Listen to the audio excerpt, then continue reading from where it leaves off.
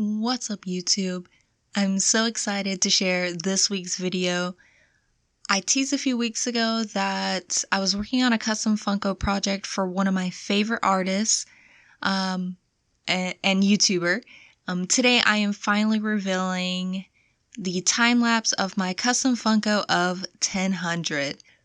I've been following 1000's art here on YouTube for quite a while now. My closet stays stocked with beautiful shirts thanks to his T-shirt of the month subscription. I got his art on my walls, one of his custom skateboard prints.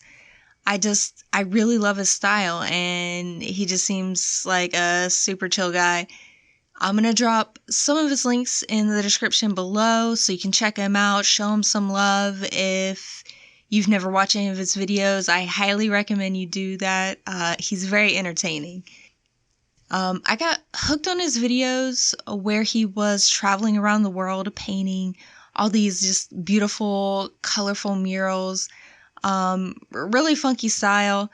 And we have similar color palettes with these like poppy colors, like orange, magenta, teal. But mostly I love his positive energy that he brings. I watched his channel grow, and the production quality, it's reached such like insane levels. Like, he's doing big things. And, it really inspires me to learn and grow as an artist. Obviously, I'm still learning how to record and edit great shots. I'm doing all this myself. I'm recording, I'm editing the video footage, I'm doing the audio, like everything in these YouTube videos. This is a one-woman army show here. I'm improving for sure, but there's a lot of room for, growth, and, the channel's going to get better, but he definitely inspires me all the time to step up my game. So basically, I'm using a polymer clay to sculpt details over existing Funko Pop pieces. He's usually wearing a hoodie with a hat or beanie, so I knew I wanted to put him in a black hoodie with his 1000 logo, and a beanie with his signature paint jeans. I also knew I wanted to be a special piece, something really dynamic, not just a Funko Pop. So I planned a base that would represent some of that fun spray paint art, and it lets me add these little details like the cute little spray paint cans and getting some texture in with the concrete and stuff. And I knew I wanted to paint his signature instigators on the base and really show him in his element. So, you easily recognize him. Like, when you see this Funko, it's 1000. I'll also link some of my polymer clay tutorials and materials in the description. So if you're interested in creating some custom Funkos of your own, I have all the tutorials and stuff to get you started with creating your own. I really hope he sees this. He's such a huge inspiration, and I always look forward to his videos. Like, seriously, he's just so fun to watch. Even before the high quality scripts and characters he started doing, he's just good vibes, and has just amazing art. And I really want to capture that with this piece. And, if you are here because you like 1000 or you like Funkos, maybe you consider, dropping a like. It really helps with the algorithm. Sometimes it's hard to get seen as a small channel, so likes and comments on the videos are appreciated. Subscribe if you want to see more. I usually just have one weekly upload, custom painting, shoes, custom Funko, sculptures. I have a Venomized Ninja Turtle Funko coming next week, and Captain Marvel themed Air Force Ones coming shortly after.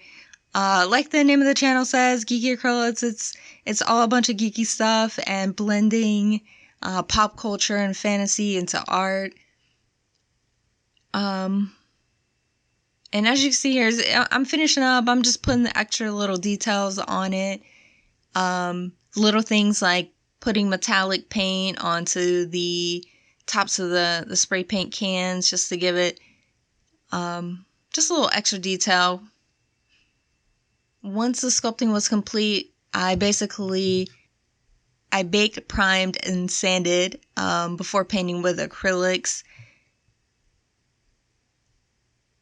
And yeah, the painting's always the fun part, getting to go in and add the little pops of color and all that stuff. Paint's really where the custom pieces really come alive, even with the Funkos and the bases and stuff like that. I was originally going to do a logo on the front of his hoodie, but I added front pockets to give it that pullover hoodie style, so I didn't really have a lot of room to play with there, so I ended up switching the plan, and I ended up, you'll see later on, I added the Tin Hun logo to the back. Creating the base, though, was a lot of fun. That's one of my favorite parts because I love playing around with textures. And then, that really just brings it even more to life when you get to the painting process. And little details like the paint pants and stuff like that. It's just those little things that really set your custom apart, and I just knew I had to do. And those paint cans on there are just super cute. I'm not sure if anyone's ever used the word cute to describe spray paint cans, but yeah, they're cute. And I left the cap on one, but I took the other caps off just to show like recent use, messy fun with paint drips, and I painted the little drips down like the side of the cans and stuff. Tin Hun has the paint genes, but maybe he's not super messy, but I did put a little paint drips on his shoes and his hands and stuff. So hopefully he's not offended. I don't necessarily think he's a messy guy. I just, I'm a messy artist, and that's just how it happens sometimes. But shout out in the comments if you're already a fan of Tin Hun. I would love to connect with y'all, say hi to everybody. Maybe let him know you saw a custom Funko of him. Well, I don't want to bug him because he's a busy guy, but I hope he sees it though. Tin Hun, if you watch this, thank you for the inspiration. Your art studio is life goals. I hope I get there. I'm going to stay on the grind. Much love to you, Chelsea, Georgie, and the little one on the way. Thank you guys for watching. I hope you enjoyed this video, and I hope to see you back here for the next video. Bye-bye.